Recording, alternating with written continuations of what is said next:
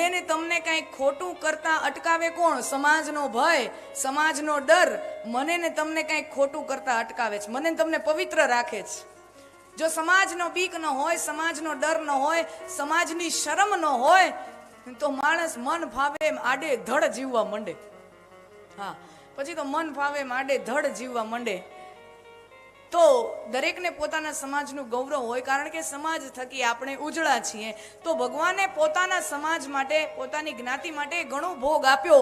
પણ સિક્કાની બીજી બાજુ એ છે કે ઘણી વખત આપણે સમાજ માટે ઘણું કરતા હોઈએ, પણ કમનસીબે એ જ સમાજના લોકો આપણી કદર કરતા નથી.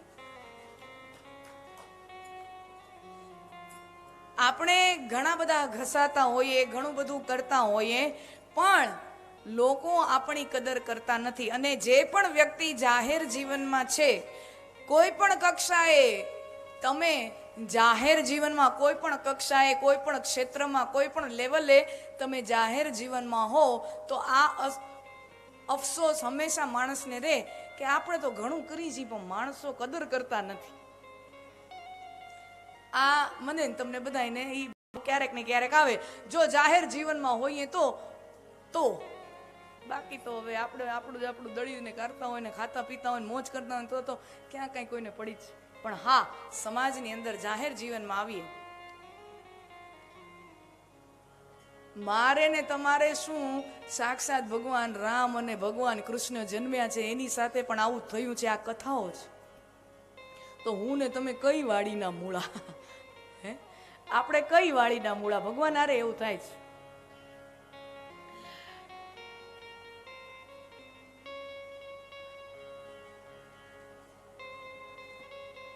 સત્રાજીત છે યાદવોમાં. સત્રાજીત નામનો યાદવ થોડો કૃષ્ણ વિરોધી. અચ્છા, દ્વારિકામાં યાદવો આવીને વસ્યા. ભગવાન દ્વારિકાધીશ છે અને દ્વારિકામાં આવી અને વસ્યા. તો યાદવોમાં બે ફાંટા પડી ગયા, ગ્રુપ પડી ગયા. એક કૃષ્ણના પક્ષનો ગ્રુપ, એક કૃષ્ણના પક્ષના યાદવો અને કૃષ્ણ વિરોધી યાદવો. બે પક્ષ, બે ફાંટા પડી ગયા. અને આવું બધે હોય, જ્યાં સમાજ હોય ને ત્યાં બે ફાંટા હોય. બે ફાંટા પડી ગયા. હવે જે સત્રાજીત હતો એ ટૂંકમાં કૃષ્ણ વિરોધી પક્ષનો માણસ હતો યાદવ, કૃષ્ણ વિરોધી છે. અને સત્રાજીતને સૂર્યદેવે, સૂર્યનારાયણે મિત્ર ભાવે એક મણિ આપ્યું છે, એક રત્ન આપ્યું છે, સમયંતક મણિ. અને એ મણિનો પ્રભાવ એવો કે એ મણિ જ્યાં જેની પાસે હોય, જે સ્થાને હોય, ત્યાં કોઈ દી દુષ્કાળ ન આવે, ત્યાં કોઈ દી અતિવૃષ્ટિ ન થાય. અને ઉપરથી ઈ મણિ રોજ આપણને 8 ભાર સોનું આપે. 8 ભાર સોનાને આજના ઓલામાં આપણે કન્વર્ટ કરો તો કેટલું થાય ખબર છે? 250 તોલા જેવું. 250 તોલા રોજ આપે હો ઈ મણી. અમુક બહેનોના તો આમાં ભવરા ઊંચા થઈ ગયા. હે, 250 તોલું એ રોજ. એની ઘરવાળી કેવા કેવા ઘરેણા પહેરતી હશે.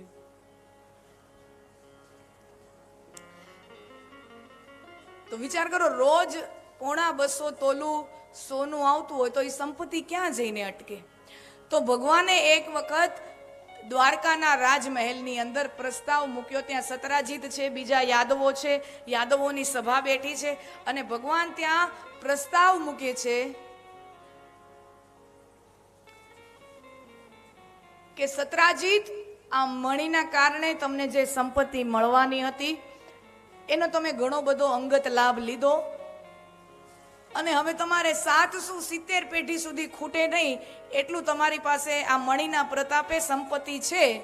તો હવે આ મણીને એનો તમારે અંગત પોતાના વ્યક્તિગત લાભ ન લેતા આખા સમાજને એનો લાભ મળે, એના માટે દ્વારકાની જે રાજ તિજોરી છે, જે રાજકોષ છે, એની અંદર તમારી આ મણી જમા કરાવી દો તો એનો લાભ આખી દ્વારકાની પ્રજાને મળે.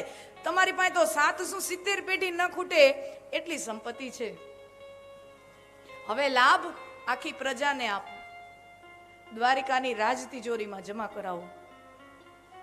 હવે જુઓ, આખા રાજ દરબારની અંદર, મહેલની અંદર સભા બેઠી છે, યાદવોની મંત્રીઓ છે, દ્વારકાધીશ, અને બધાની વચ્ચે ભગવાને કીધું કે આ મણી આપી દે. હવે બધાની વચ્ચે કંઈક આવો પ્રસ્તાવ મુકાય ને તો ના ન પાડી શકાય. કોક તમને એમ કે તમે બહુ મોટા માણસ છો, તમારી પાસેથી બહુ આશા લઈને આવ્યા છીએ, અમે આવો થોડોક ધાર્મિક આમ આયોજન કરી છીએ, અમે કાંઈ પણ આવું આયોજન કરી છીએ, ગામ માટે આમ આયોજન કરી છીએ, જરાક લખાવો, કાંઈક લખાવો. અને એમાં આમ ગામના મોટા મોટા બધા બેઠા હોય અને આપણે ગામમાં મોટું નામ હોય ને ઓલો લોકો આવે ને, આપણા ક્યાંક હમણાં પૈસા હમણાં હાથમાં ન હોય, આમ ગામમાં મોટું નામ હોય, ક્યાંક રોકાણ કરી નાખ્યું હોય, કોઈક જમીન એવી લઈ લીધી હોય, કોઈક ક્યાંક કોઈક જગ્યાએ રોકી નાખ્યા હોય, હાથમાં કેશ ન પડ્યું હોય ને સામે કોઈક માંગવા, આપણને એમ થાય હવે આમાં ના કેમ પાડવી, બધાની વચ્ચે ના કેમ પાડવી. સત્રાજીતની આવી હાલત થઈ, બધા વચ્ચે માંગ્યું, ના ન પાડી શક્યો, પણ એને હાય ન પાડી. અને ભગવાન સમજી ગયા કે આની દેવાની દાનત નથી. અને આપણા શાસ્ત્રો કહે છે કે જેની દેવાની દાનત ન હોય, જેને દેવાનો ઉમળકો ન હોય, દેવાવાળાને પણ દેવાનો ઉમળકો હોવો જોઈએ. અને જો દેવાવાળાને એ દેવાનો ઉમળકો ન હોય તો એની પાસેથી ન લેવું. ઈ કહટાઈને ને આમ એમાં મન કડવું કરીને દે તો એની પાસેથી ન લેવું. દેવાવાળાનો ભાવ હોવો જોઈએ. ભગવાન સમજી ગયા કે આને દાનત નથી, આને જતો કરો, જવા દો. ભગવાને એ વાત જ ત્યાં પડતી મૂકી. હવે બન્યું એવું કે થોડાક દિવસો ગયા અને સત્રાજીતે એ પોતાનો મણી, પોતાનો જે નાનો ભાઈ પ્રસેન છે એને આપ્યો છે. અને ઓલો એ મણીને કંઈક ગળામાં કે મુકુટમાં પહેરી અને શિકાર કરવા જાય છે. કથા તો લાંબી છે, પણ પ્રસેન એ મણીને લઈને ધારણ કરીને શિકાર કરવા જાય છે. શિકાર કરવા ગયો એ પાછો આવ્યો જ નહીં, પાછો ના આવ્યો. તો બધા સૈનિકો ને બધા ગોતવા નીકળ્યા કે ક્યાં ભાઈ આ શિકાર કરવા ગયો છે સત્રાજીતનો ભાઈ, હજી આવ્યો નથી. સૈનિકો શોધખોળ કરવા ગયા તો એમાં પ્રસેનનો મૃતદેહ મળી આવ્યો. પ્રસેનનો મૃતદેહ મળી આવ્યો. અને જોતા એમ લાગે કે કોઈ જંગલી પશુએ એના ઉપર આક્રમણ કર્યું હોય એવું લાગ્યું.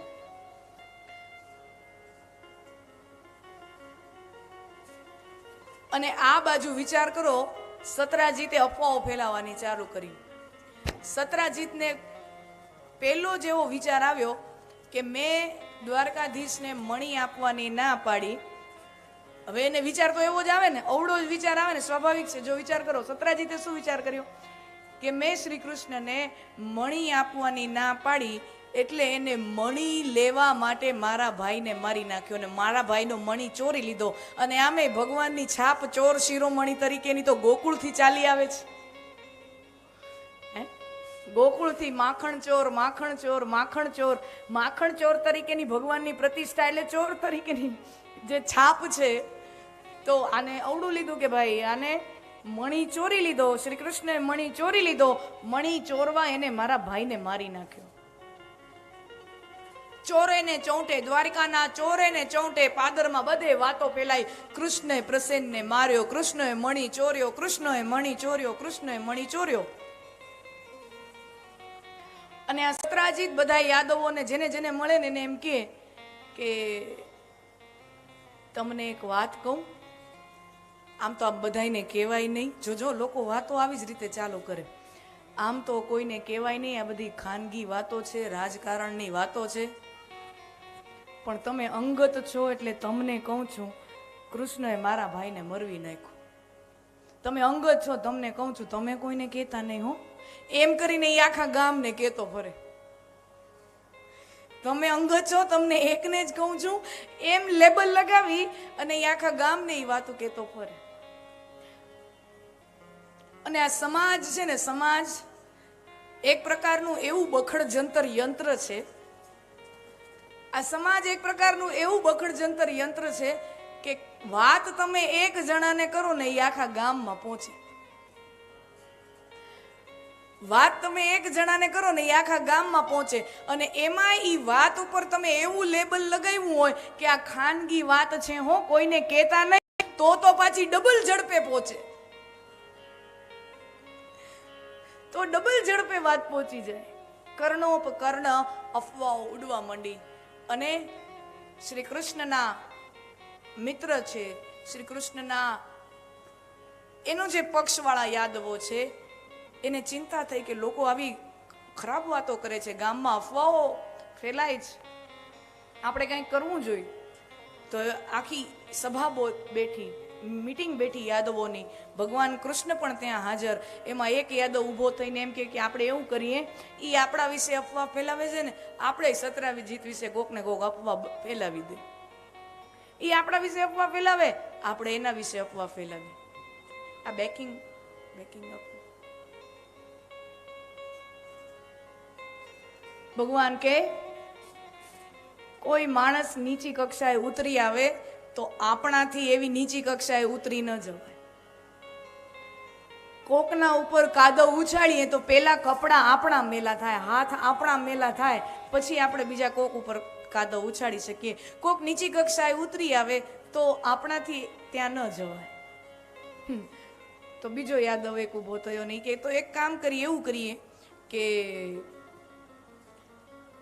આપણે દ્વારિકા સમાચાર જે ન્યૂઝપેપર આવે છે રોજ સવારે, દ્વારિકા સમાચારની અંદર આપણે આખા પાનાની જાહેર ખબર આપી, રદિયો રદિયો રદિયો અમારી વિશે, અમારી સંસ્થા વિશે આવી અફવાઓ ફેલાવવામાં આવી રહી છે, એના તરફ કોઈએ ધ્યાન દેવું નહીં. આવું એક આખા પેજનું કલરમાં એક જાહેરાત આપી.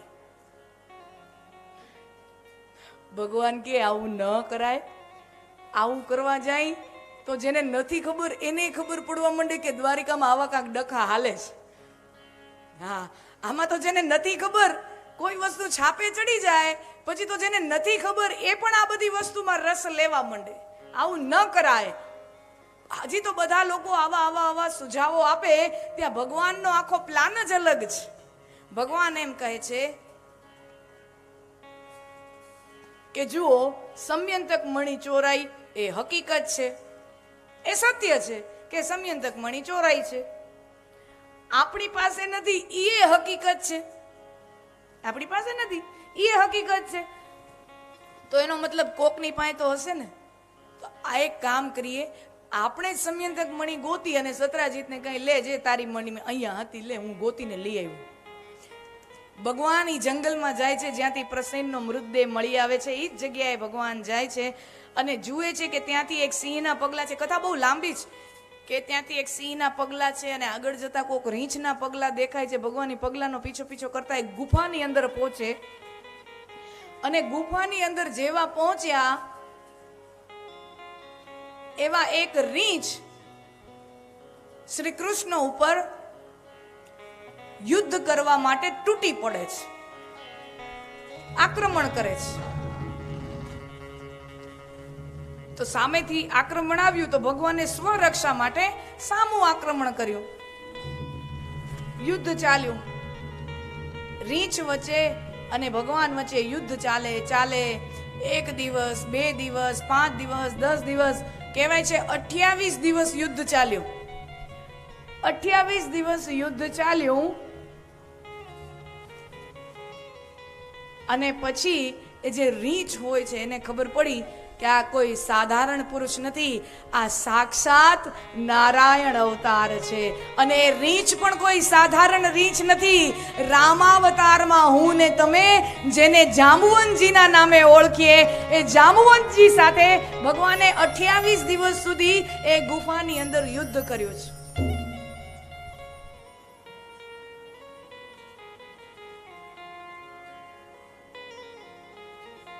જાંબુવંતજી નારાયણ ભક્ત છે, રામ ભક્ત છે. પ્રભુ તમે આવ્યા, તમે મારી સાથે યુદ્ધ કર્યું. જુઓ ભાઈ,